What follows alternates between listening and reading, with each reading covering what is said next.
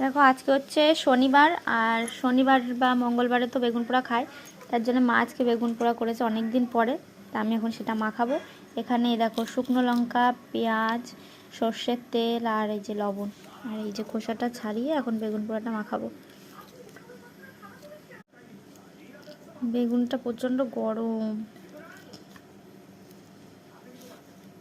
কি সুন্দর সেদ্ধ হয়ে গেছে দেখো ভেতরটা পুরো। তোমরা কারা কারা বেগুন পোড়া খেতে পছন্দ করো অবশ্যই কিন্তু কমেন্টে জানিও।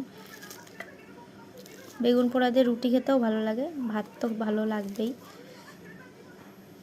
দেখো এখন আমি মাখাবো পুরোটা পরিষ্কার করে। এই যে এখন বেগুন পোড়াটা মাখা হচ্ছে। প্রথমে লঙ্কাটা ভালো করে দেখো মাখিয়ে নিয়েছি পেঁয়াজের সাথে। এবার বেগুন পোড়াটা গরম গরম ভাতে গরম গরম বেগুন পোড়া, এত গরম না মাখাতে পারছি না।